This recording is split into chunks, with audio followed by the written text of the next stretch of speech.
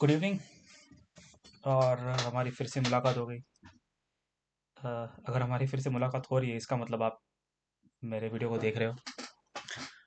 और like subscribe करना मत भूलना। तो लास्ट पार्ट में हमने कर्म के इम्पोर्टेंस पे हमने थोड़ा ध्यान दिया था। और हमने कहा था कि देखो भाई, कर्म के सिवाय कोई ऑप्शन है ही नहीं आपके पास। लेकिन बहुत से वक्त क्या होता है कि लोग ये सोचते हैं कि यार, लाइफ में ना दुख ही ना हो।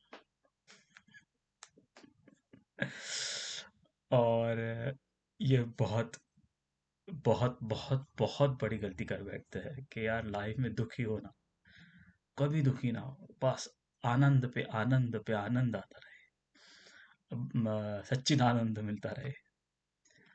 और वो ये एक्सपेक्ट करते हैं बिना किसी साधना के, बिना किसी यू नो एक गुरु या किसी गाइडेंस मार्गदर्शन के। एंड बहुत से वक्त ऐसे लोगों को सक्सेस मिल भी जाता है। ऐसे लोगों को सक्सेस मिलना ही गलत है। आई थिंक दैट ऐसा is not a right way. क्या होता है कि बहुत से वक्त लोग एक्सेप्ट कर लेते हैं कुछ चीज़ों को। और कई सारे लोग बहुत सारे मतलब हार्ड वर्किंग होते हैं, इंटेलिजेंट होते हैं, तो कभी कभार वो सब सेटिंग हो जाती है। लेकिन ये कहना कि यार मैं ज़िंदगी जी रहा हूँ, मुझे दुख बिल्कुल ना मिले, थोड़ा ज़्यादा होगा। ऐसा ऐसा मुझे लगता है। मुझे इसलिए ऐसा लगता है कि आई डोंट नो वेदर मैंने ये डिस्कस किया कि नहीं, बट अभी लोग तो अंबानी का ही एग्जांपल लेते हैं, बट आई डोंट नो, मतलब अब एक समझ लेना, कोई एक बहुत अमीर आदमी है, बॉम्बे में बहुत अमीर आदमी। उसका एक बड़ा सा घर है, बिल्डिंग है, वटेवर।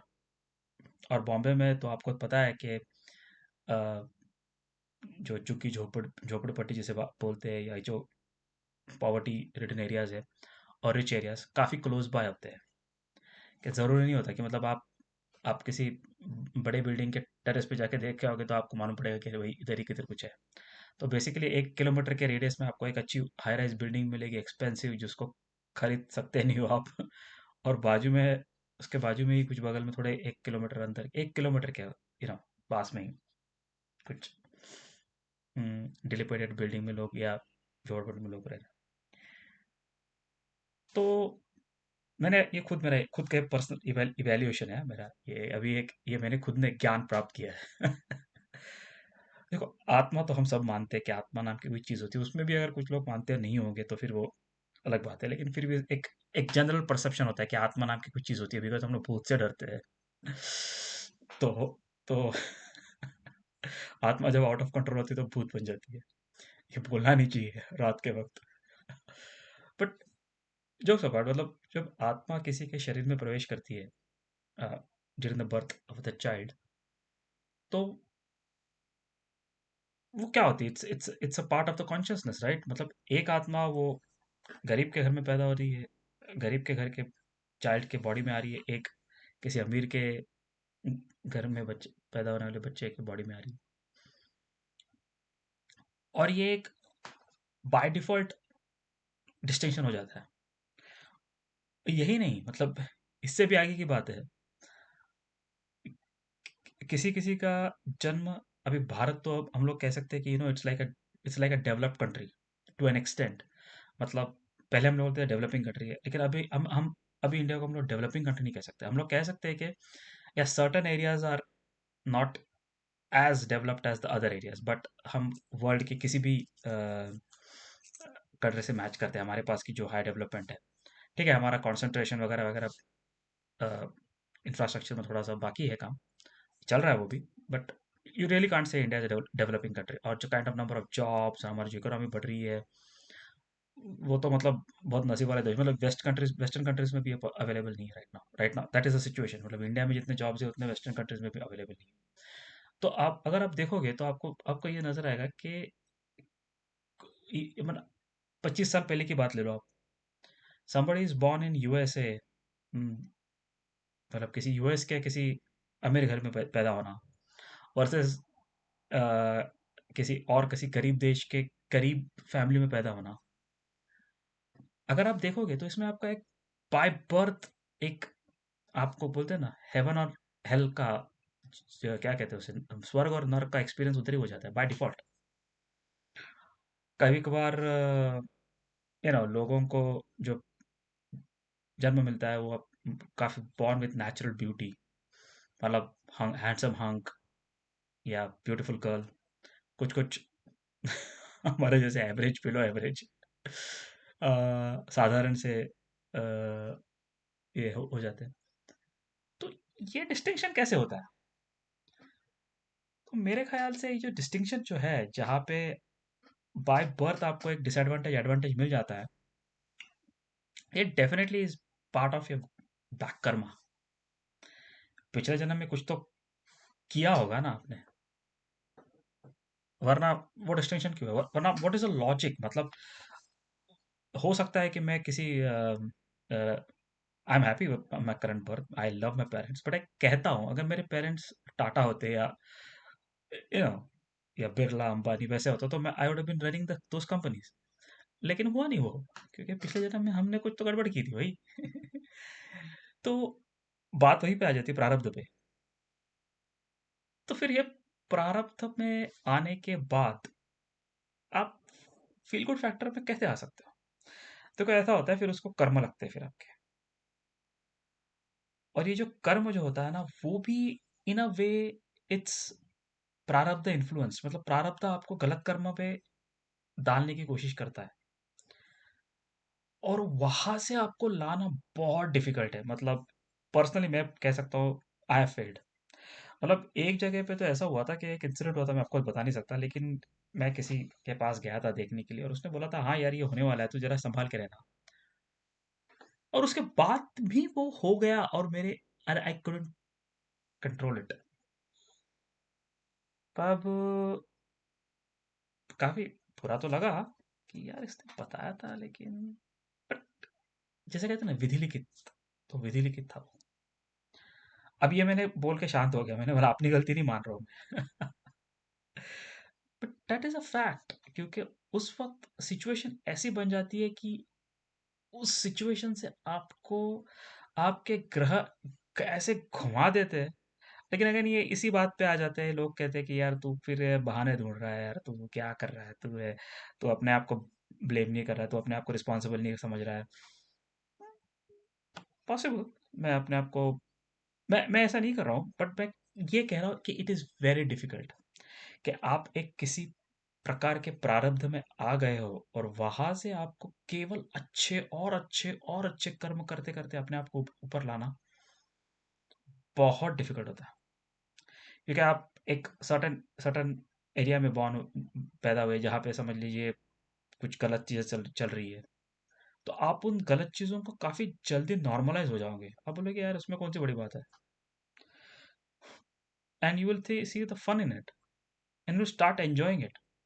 लेकिन बाद में जब कई साल के बीतने के बाद आपको लगेगा अरे यार ये तो बहुत गलत हो गया यार, बट आपकी ज़िंदगी चली गई होगी तभी। ऐसे एरिया में बॉर्न होने के बाद प्रॉपर एकेडमिक्स में ध्यान रखना। अच्छा, एकेडमिक्स में केवल पढ़ाई करने से काम नहीं होता, आपके पास ग्रे मैटर भी चाहिए, आपको उस हिसाब से ट्रेनिंग चाहिए, कोचिंग चाहिए। वो शायद फंडिंग पॉसिबल नहीं होता, आप किसी नॉट सो गुड स्कूल में जा सकते हो, वहाँ पे भी आप अगर नॉट सो गुड बॉयज़ के साथ बैठ सकते हो। कई सारे प्रॉब्लम्स, मतलब जो जो मैंने कहा था ना, चैलेंजेस जो होते हैं ना, handicap, I think that's what is called, golf में हैंडीकैप कहते हैं आई थिंक। अगेन मैंने कहीं पे मेंशन किया था, मुझे अभी वो याद नहीं है। पढ़ना पड़ेगा यार, मैं पढ़ता बिल्कुल कम हूँ आजकल, काफ़ी। तो बेसिकली वो जो हैंडीकैप आपको आ जाता है ना, वो हैंडीकैप प्रारब्ध की वजह से आ जाता है। और उस प्रारब्ध से निकल के आपको केवल केवल एक कर्म के पर प्रेशर डाल के लेके आना आसान बात नहीं है, जिंदगी चली जाती है उसमें।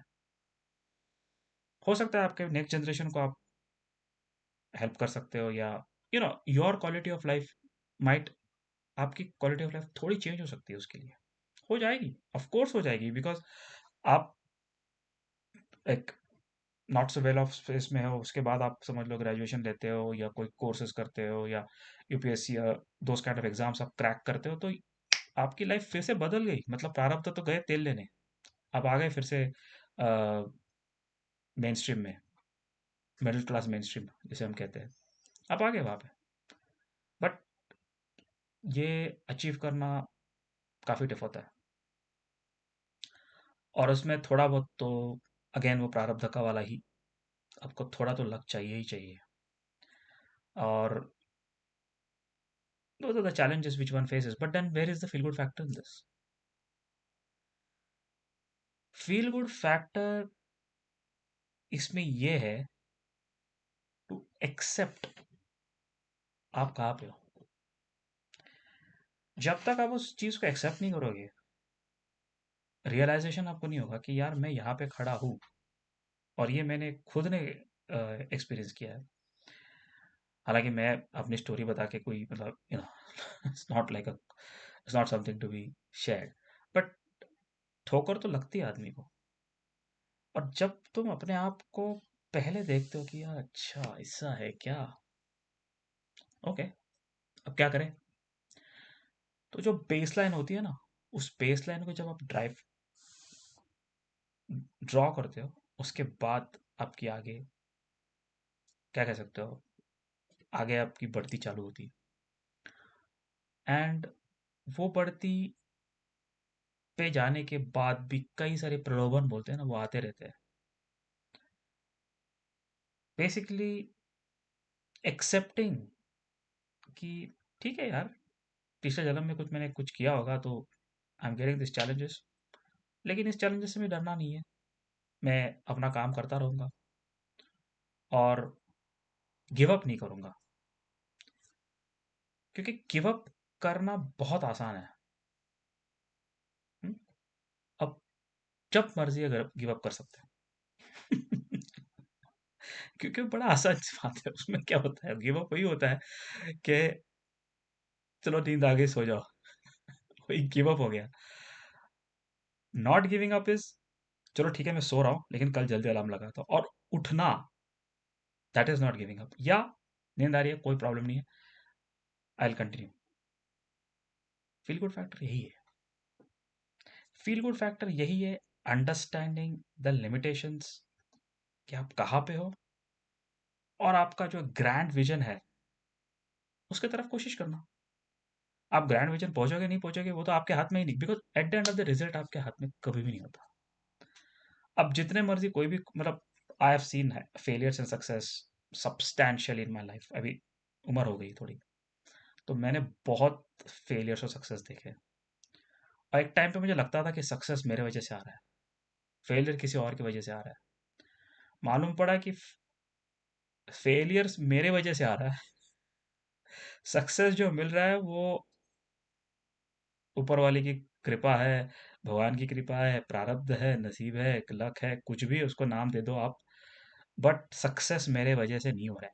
सक्सेस इसलिए मिल रहा है क्योंकि मैं गिव अप नहीं कर रहा हूँ। I am still there, I am still trying, मैं ट्राई कर रहा हूँ। तो एक आध बार लग जाता है, और जिंदगी में तो एक ही बार लगना होता है ना, मतलब job, what ever can call it.